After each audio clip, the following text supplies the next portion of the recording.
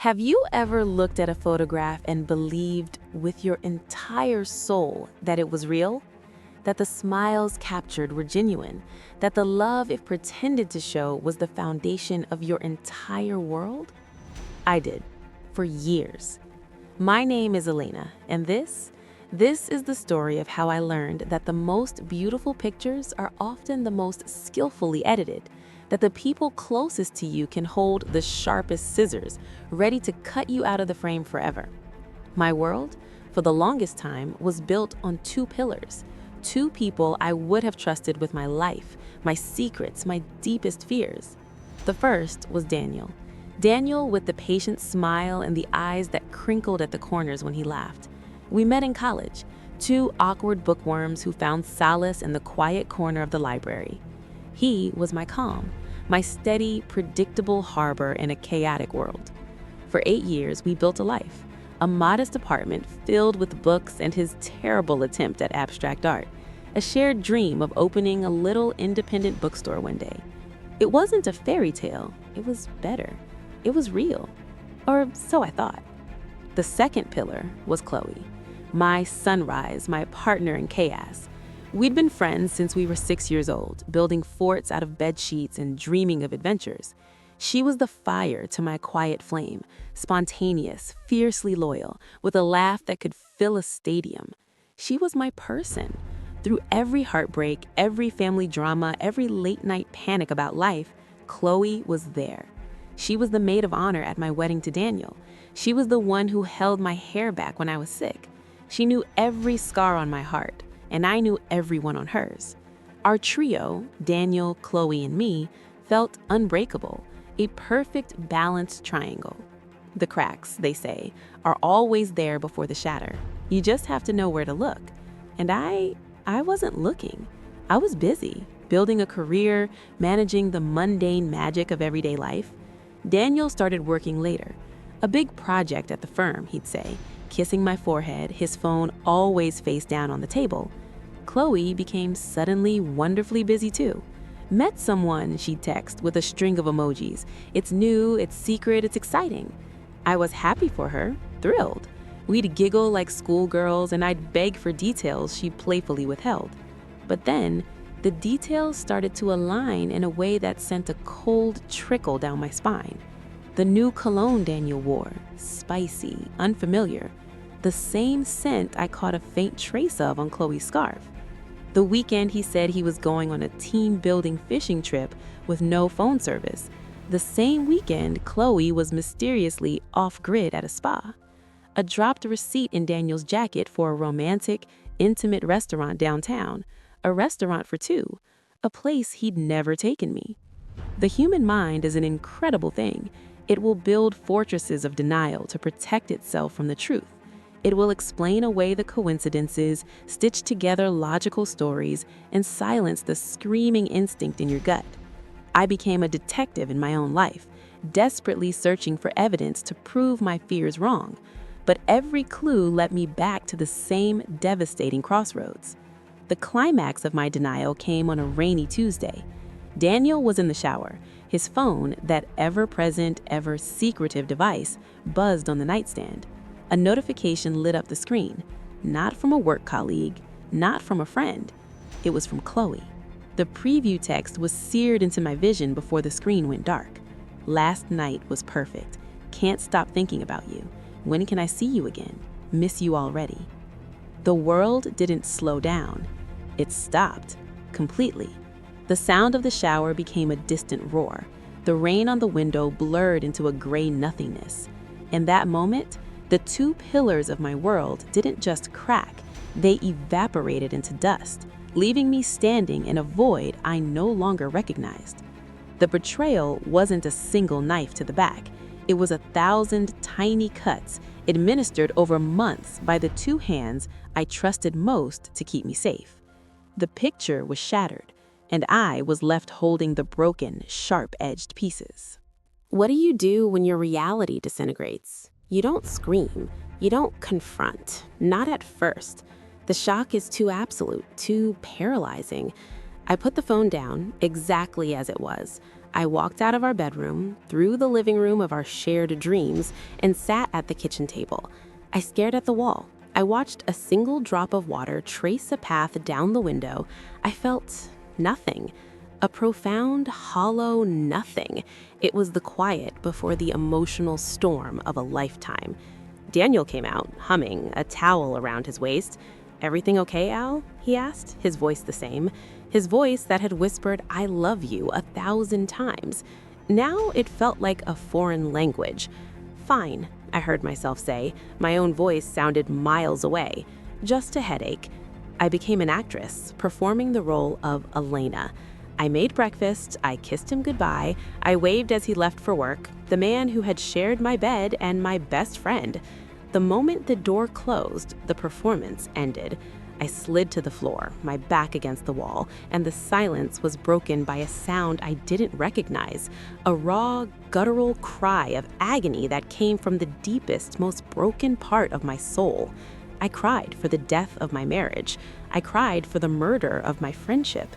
I cried for the Elena who believed in loyalty, in trust, in love. That Elena was gone. But listen to me closely. In the ashes of that complete and total devastation, a new emotion began to flicker. It was small, a single stubborn ember in a sea of cold grief. It was anger, pure, undiluted, righteous anger. It wasn't the hot, screaming kind. It was cold, calculated. It was the ice that formed in my veins, numbing the pain and bringing with it a terrifying, crystalline clarity. They thought they were clever. They thought I was blind. They had played a game in the shadows of my life, laughing at my trust. This was not going to end with me as the broken victim, sobbing into the ruins.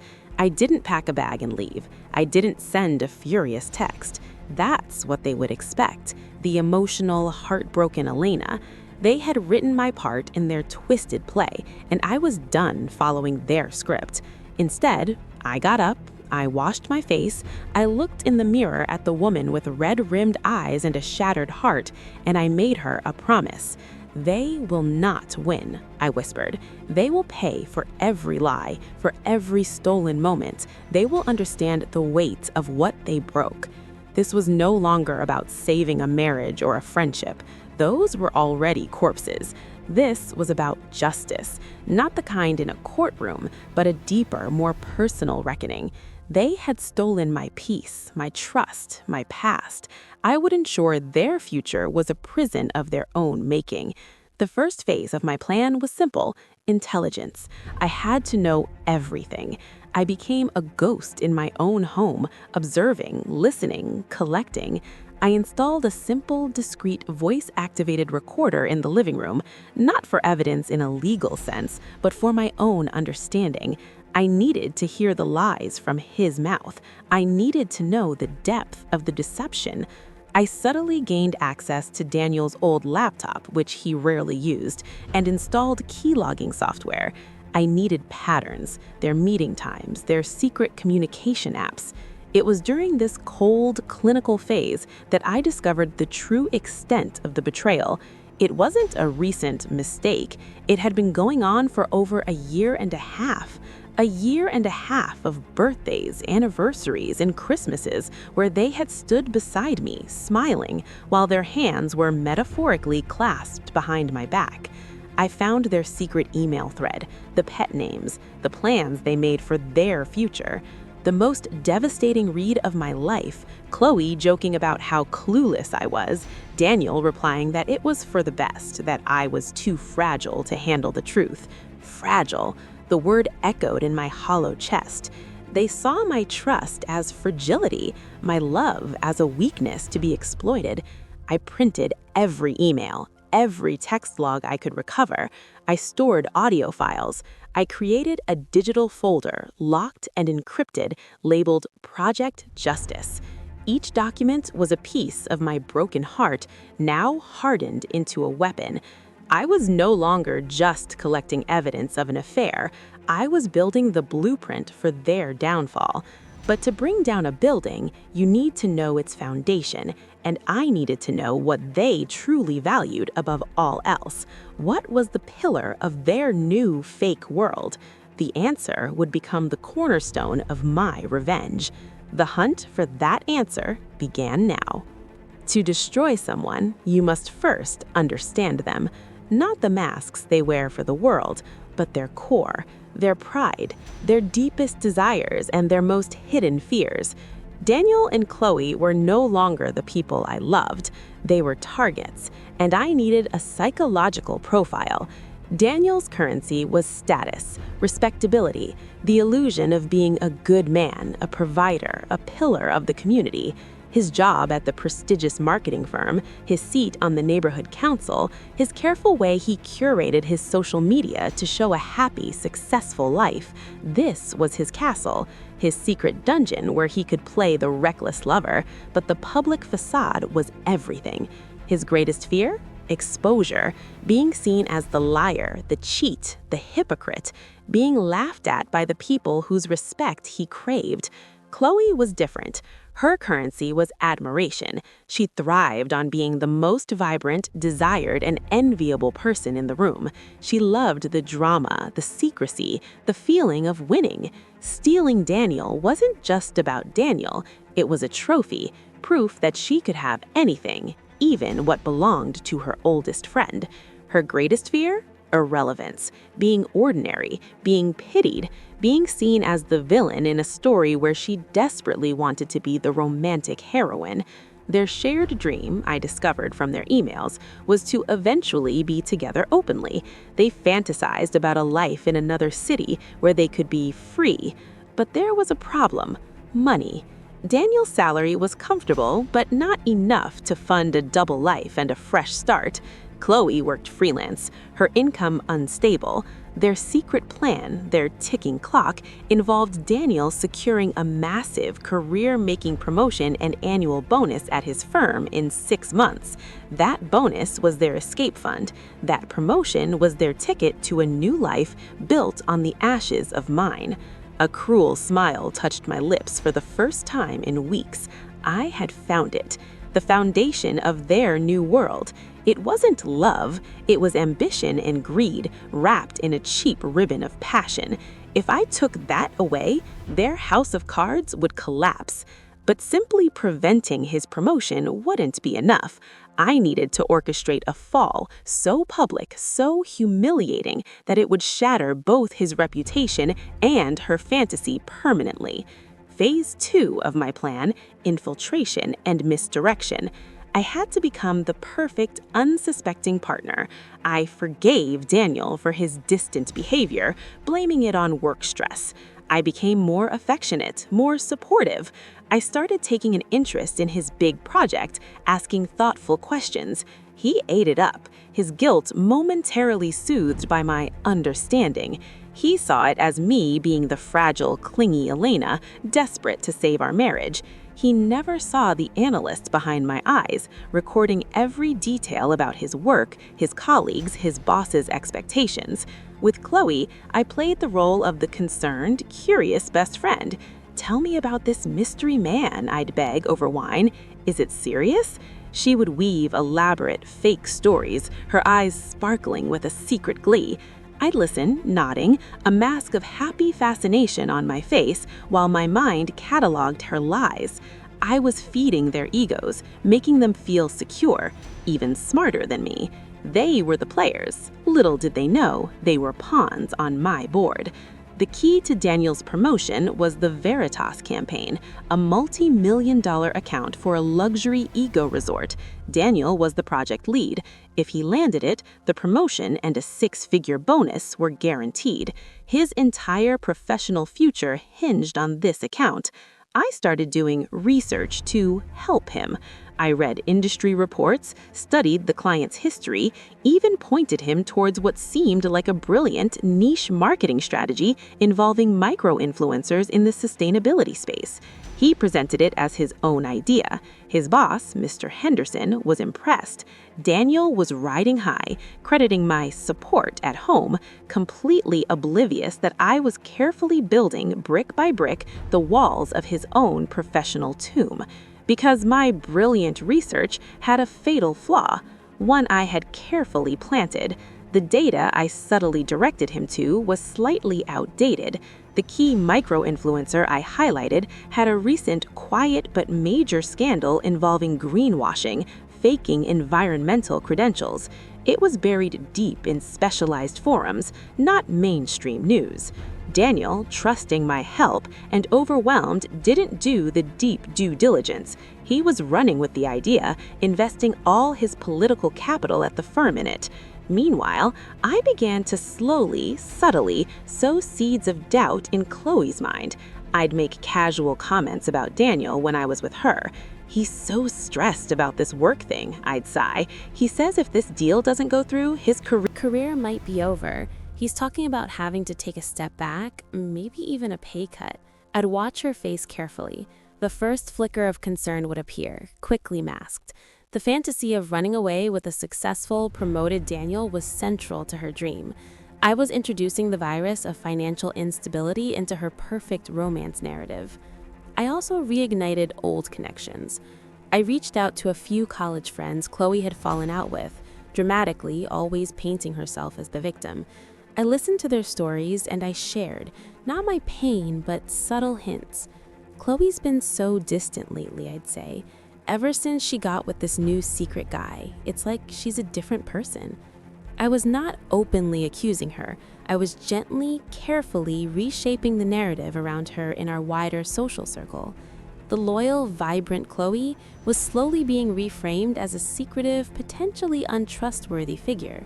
The stage was being set. The props were in place, but the main act required one more crucial element: an ally. Going to war alone is a lonely, dangerous business. You need a second pair of eyes, someone to watch your back, to question your moves, to be the voice of reason when the cold anger threatens to consume you. I found that person in the last place I expected, Daniel's own family. Daniel had a younger sister, Maya, sweet, sharp, and fiercely principled. We'd always gotten along, but we weren't particularly close. A month into my silent war, Maya called me. Her voice was hesitant. "Elena, can we talk? Over coffee, somewhere not near your place or Daniel." My guard shut up. Was this a trap? Had they sensed something? I agreed, my heart pounding. We met in a quiet, anonymous cafe across town. Maya looked nervous. She played with her napkin, unable to meet my eyes at first. "Elena," she finally blurted out, "I think my brother is doing something really stupid, and I think you might get hurt." My blood ran cold. She knew. She took a deep breath. "I saw him last week at that little boutique cinema, the one that shows old films. He was with Chloe, and they weren't just friends watching a movie." The pain and guilt on her face were genuine. She'd been carrying this secret, tormented by loyalty to her brother and her affection for me. I didn't break down. I didn't act surprised. I looked at her, my eyes steady. "I know, Maya," I said, my voice calm. "I've known for a while." She was stunned. You know? And you're still with him? Why?" "I'm not with him, not in any way that matters," I explained, my voice low. "The marriage is over. It died the moment I found out. What's happening now is something else." I made a decision then, a leap of faith. I told her everything, not just the affair, but my plan, the recordings, the emails, my manipulation of the Veritas campaign, my psychological warfare on Chloe. I showed her a few select, damning pieces of evidence. I watched her face cycle through shock, horror, anger, and finally a grim, determined resolve. "He's an idiot," she whispered, tears of anger in her eyes. "And she's a snake. They don't deserve to just walk away into the sunset. What do you need me to do?" Maya became my secret weapon. Her inside access to the family dynamic was invaluable. She could feed me information about what Daniel was telling his parents, a carefully crafted story about growing apart from me, preparing them for a future amicable split. She could also subtly influence that narrative, dropping hints of concern about Daniel's strange behavior and secretive phone calls to his mother, who valued family integrity above all else. Most importantly, Maya had a friend who worked at the same firm as Daniel in a different department. Through this connection, we got a silent, trusted ear on the internal gossip. We learned that Daniel's presentation date for the final Veritas campaign pitch was set in 2 months at the firm's annual partner retreat, a high-stakes event where the entire senior leadership would be present. This was the arena. This was where the first major blow would land.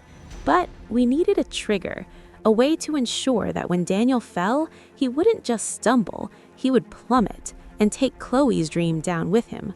That trigger arrived in the form of a party invitation. Daniel's firm was having its summer gala, partners, key clients, and plus ones. Daniel, of course, asked me, the dutiful wife. It was the perfect opportunity. I agreed with a smile, but I also, through Maya's friend, ensured that a certain freelance event photographer, highly recommended and discreet, was hired for the evening. That photographer was an old art school friend of mine who owed me a favor and asked no questions when I explained I needed very specific, very clear, candid shots of Daniel if he happened to step away from the main crowd. The night of the gala arrived. I wore a simple black dress. I felt like a widow attending her husband's funeral. Daniel was in his element, schmoozing, laughing, the golden boy on the cusp of his big promotion. He introduced me to Mr. Henderson, his boss, a stern, old-school man who valued professionalism and family. I was the picture of a supportive wife, smiling, engaging in polite conversation about Daniel's dedication. I saw Henderson's approving nod. Then, halfway through the evening, I saw it, a flash of familiar auburn hair near the terrace doors. Chloe. She wasn't invited. She was there as the plus one of a junior account manager, a connection she'd clearly cultivated. Her eyes met Daniel's across the room. The electricity between them was palpable, a dangerous, stupid current. Daniel's smile became strained. He excused himself, heading toward the terrace. Chloe, a moment later, drifted the same way. My photographer friend from the shadows raised her camera. The trap was set. They thought they were stealing a secret, thrilling moment at the heart of his professional world. They were, in fact, posing for their own indictment. The photographs were perfect. Not grainy, not ambiguous, crystal clear, even in the dim terrace light. They showed Daniel and Chloe in a close embrace, his hand on her face, her leaning into him. The intimacy, unmistakable. There were 3 shots. In the last one, they were pulling apart, looking around nervously, the picture of guilt. My photographer friend sent them to me that night with a single word: done. I didn't look at them immediately. I waited until the next morning, after Daniel had left, still riding the high of the gala. Then I opened the files. The pain was a distant throb now, overshadowed by the cold satisfaction of a plan coming together. These photos were not for a divorce lawyer, not yet. They were a strategic asset. The key was timing. 2 weeks later, the opportunity presented itself.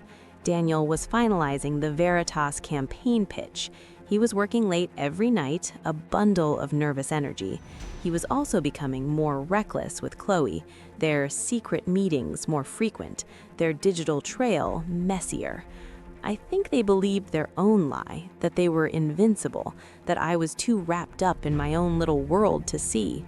It was time to apply pressure, to start bending the structure until it groaned. I chose Chloe first. I invited her for a walk in the park, a place we'd gone to since we were kids. The weather was turning, a chilly wind in the air. We made small talk, but the distance between us was a physical thing. Then I casually dropped the bomb. "Daniel's been so stressed," I said, watching a flock of birds scatter. "He told me last night that if this Veritas deal falls through, the firm might let him go. Not just no promotion, they're talking about redundancy. He said we might have to sell the apartment, move in with his parents for a while to save money. I let the horror of that image hang in the air. Moving in with his judgmental, traditional parents was Chloe's personal nightmare scenario for their fantasy life. I saw the color drain from her face. He said that? But he told me the pitch was a sure thing, that the bonus was practically in the bank. I gave a sad, weary smile. Oh, Chloe, he tells me a lot of things. I'm just not sure what's real anymore. I left the implication hanging. He's lying to you, too. I could see the seeds of doubt I'd planted weeks ago now sprouting into full-blown anxiety in her eyes. Her dream was looking less like a luxury eco-resort and more like his parents' musty basement. The trophy was tarnishing. The next move was on Daniel. A few days before the partner retreat, I accidentally left a printed copy of one of the terrace photographs, the least damning but still clear, in a book I knew he'd packed for his trip. I didn't confront him. I let him find it. The psychological impact would be far greater. He called me that night from his hotel, his voice a strained whisper. "Elena, what is this? Where did you get this?" I played confused, then hurt. "What are you talking about, Daniel? I found that printed in a book. I thought it was some kind of sick joke. I didn't want to believe it. Is that you and Chloe at your work event?" I let my voice crack perfectly. "Who would send something like that? Do you have an enemy at the firm?" I redirected his panic. Instead of him confronting me as the discoverer of his affair, he was now terrified that someone at his company knew, that his secret was out in the very environment where his reputation was everything. His confidence, already shaky from the immense pressure of the pitch, was shattered. He spent the night before the biggest presentation of his career not rehearsing, but paranoid, scrambling, trying to figure out who had taken the photo and who else had seen it. He was entering the arena exhausted, emotionally wrecked, and looking over his shoulder.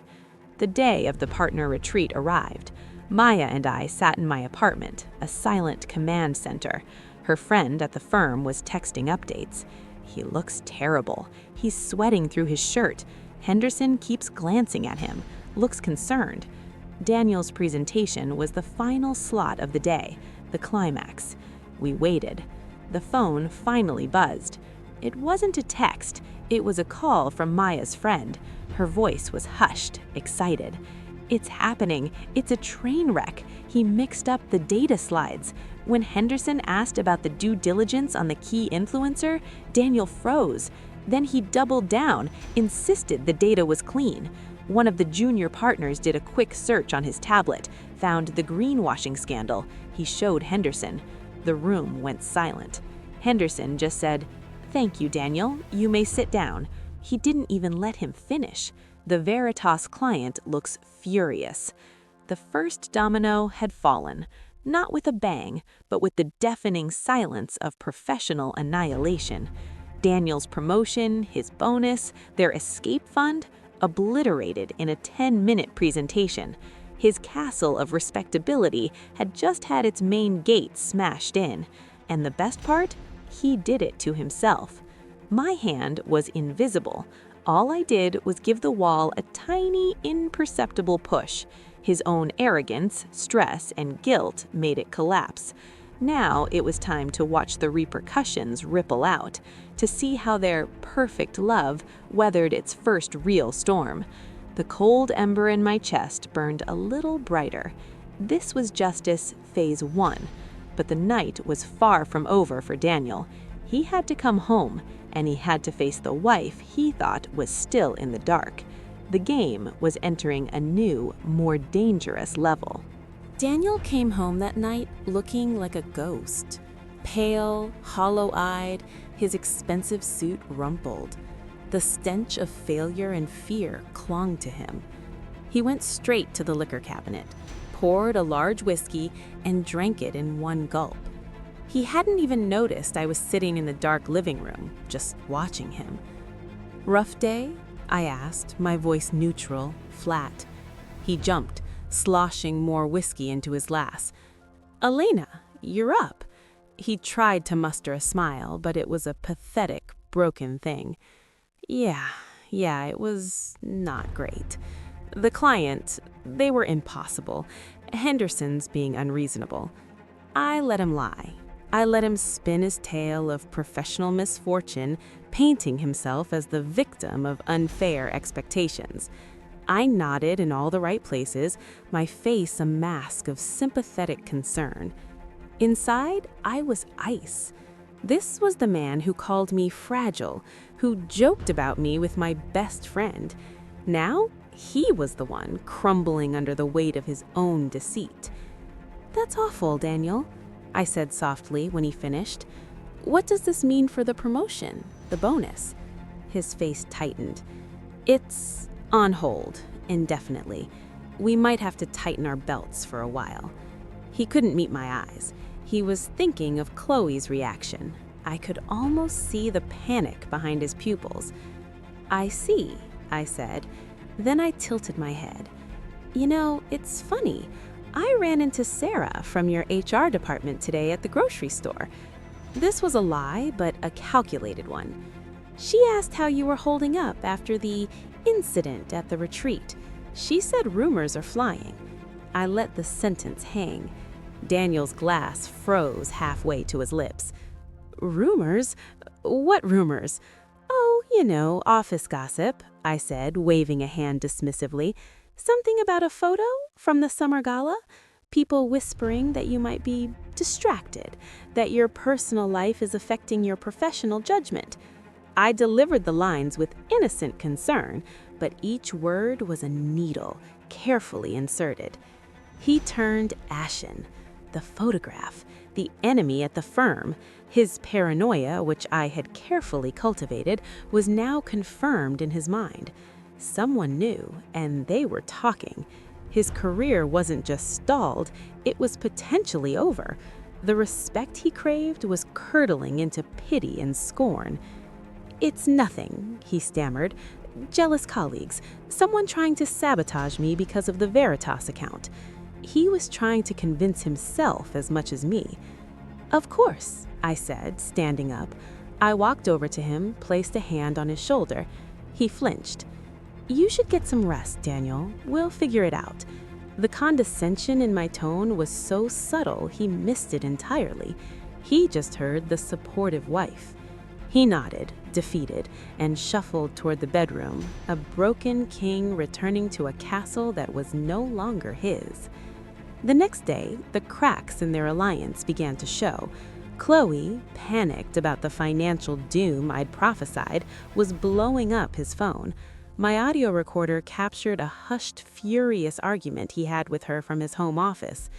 "You said it was guaranteed, Daniel. What are we supposed to do now?"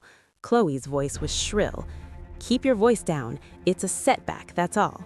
"A setback? They humiliated you. My friend's cousin works there. She told me everything. You're a laughingstock, and now we're stuck." "Is that all this is to you? A financial plan?"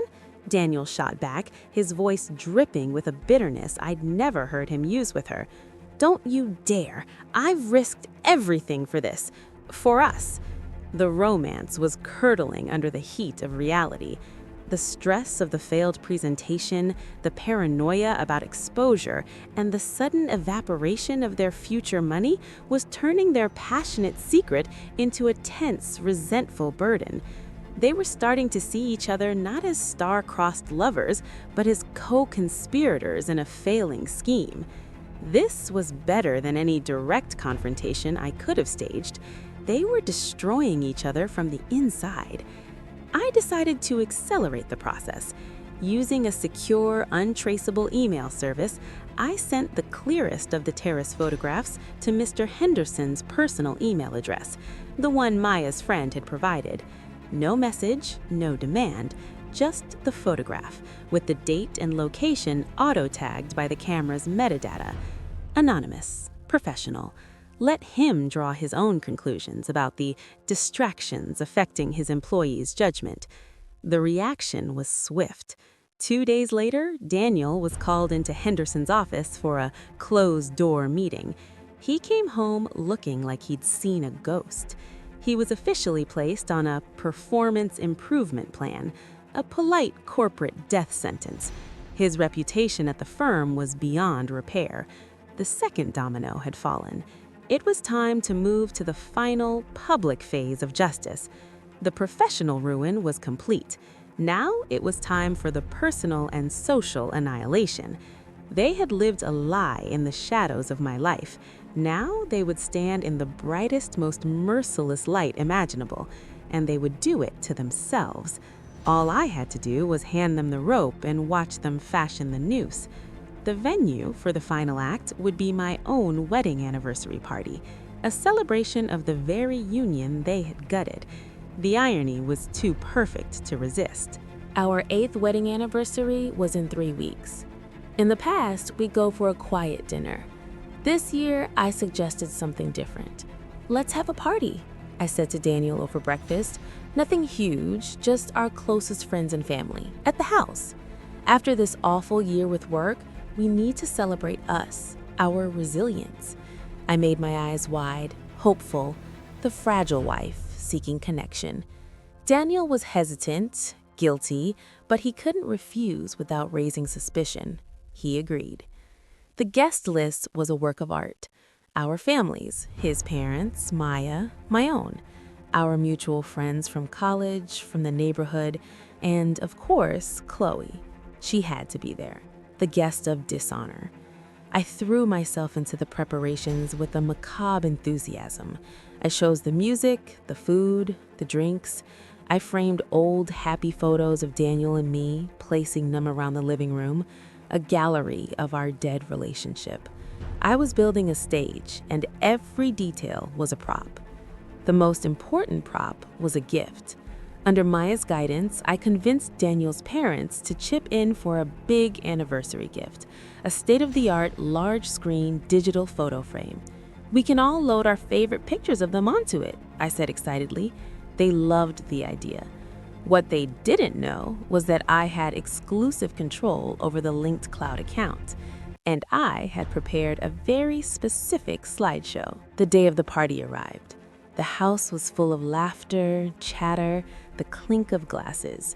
Daniel was putting on a brave face, but he looked strained, jumping every time his phone buzzed.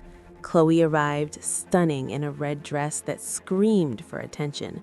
She hugged me tightly, her perfume, the same one I'd smelled on Daniel, cloying. "Happy anniversary, sweetie," she cooed, her eyes scanning for Daniel. I played the perfect hostess, gracious, smiling, circulating. I made sure Daniel's boss, Mr. Henderson, received a personal, last-minute +1 invitation from the grateful wife, which he surprisingly accepted. He stood in a corner, observing, a stern monument to professional judgment. His presence alone was a sword hanging over Daniel's head. As the party hit its stride, I gathered everyone for a toast. I stood, glass in hand, looking at the crowd of faces I'd known for years. I saw Maya's encouraging nod from the back. "Thank you all for coming," I began, my voice trembling slightly, not with nerves, but with the intensity of the moment. 8 years. It's a journey, right? Ups and downs, moments of incredible joy, and moments of profound challenge. I looked at Daniel, who gave me a weak, confused smile. This past year has been a test for us as a couple, but what I've learned is that the foundation you build, the trust you nurture, it's everything. The hypocrisy in the room was so thick you could taste it. Chloe was smiling, nodding along. "So," I continued, "as a symbol of our memories and our future, our wonderful families gifted us this digital frame. Let's turn it on, shall we? It's supposed to have a slideshow of all our best moments." Daniel, relieved at the change of topic, walked over and plugged it in. The screen lit up.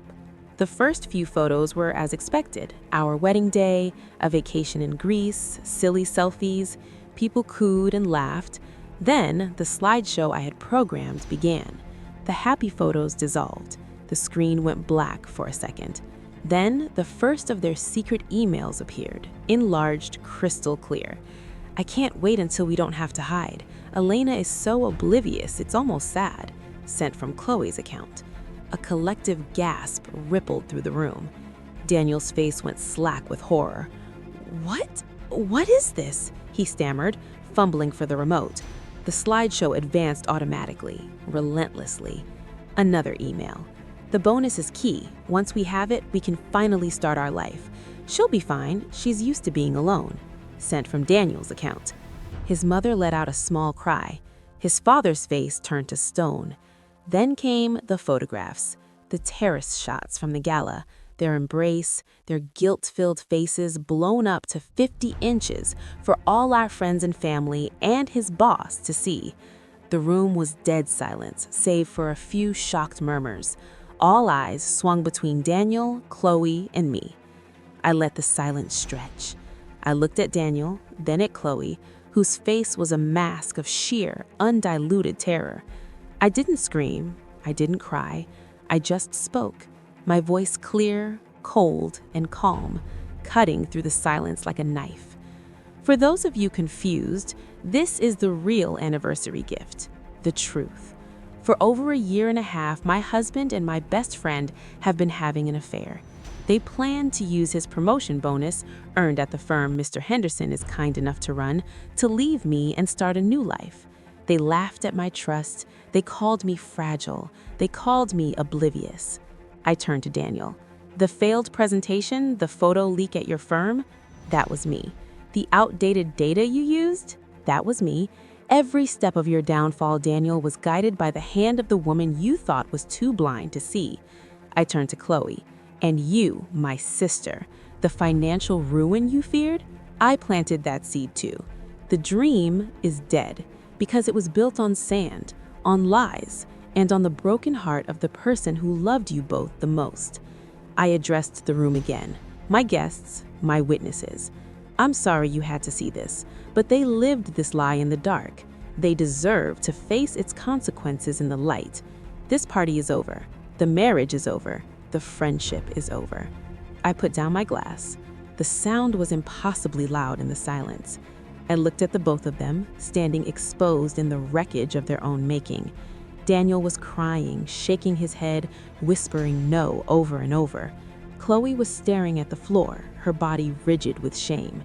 Mr. Henderson turned on his heel and walked out without a word. Daniel's professional fate sealed forever. I didn't say another word.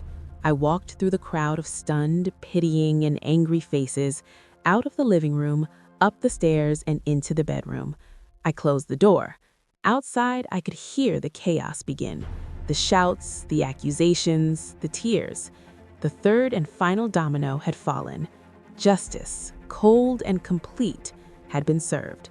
And for the first time in over a year, I took a breath that didn't feel like it was choking me.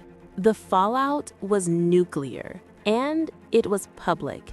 In the days that followed, our social world fractured along the fault line of the betrayal. Daniel was asked to resign from his firm. The story, of course, had spread like wildfire. He was not just a failure, he was a punchline, a man who cheated on his wife with her best friend and was foolish enough to get caught in the most humiliating way possible.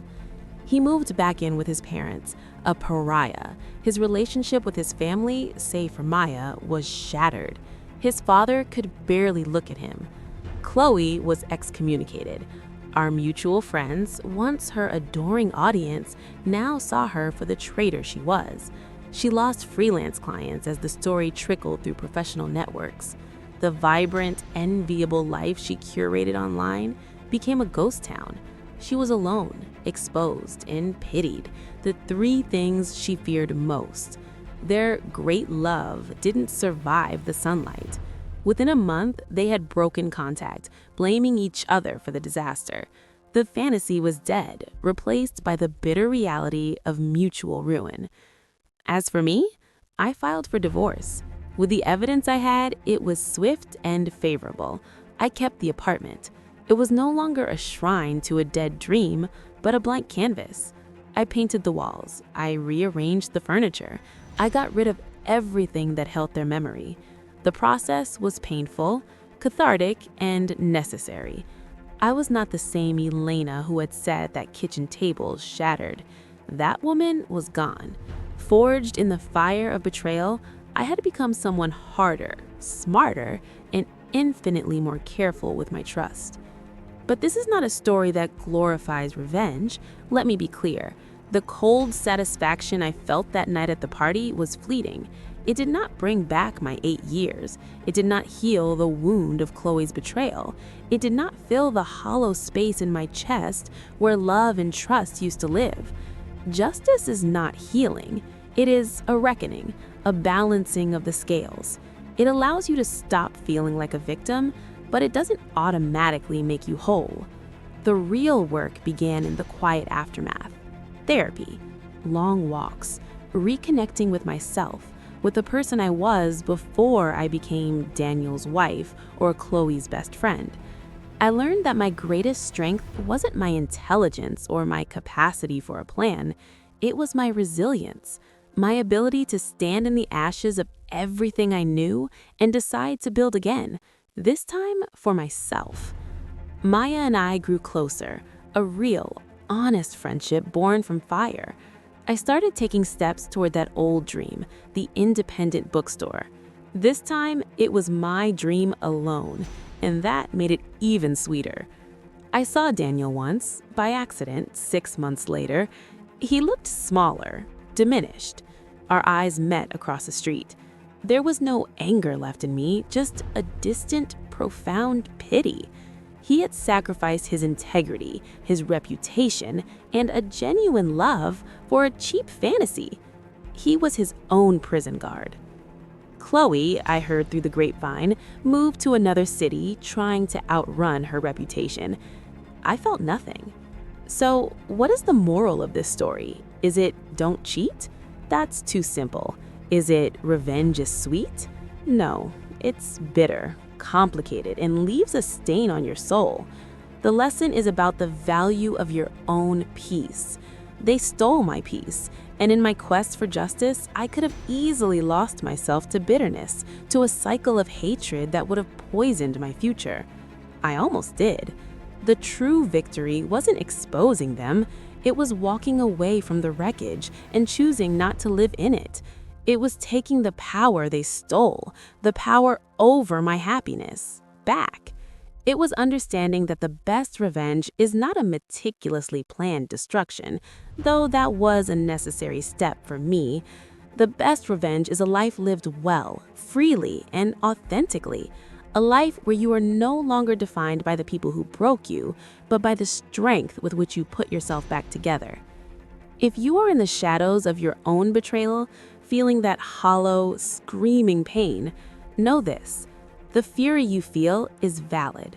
The desire for justice is human, but don't let their betrayal become the central story of your life.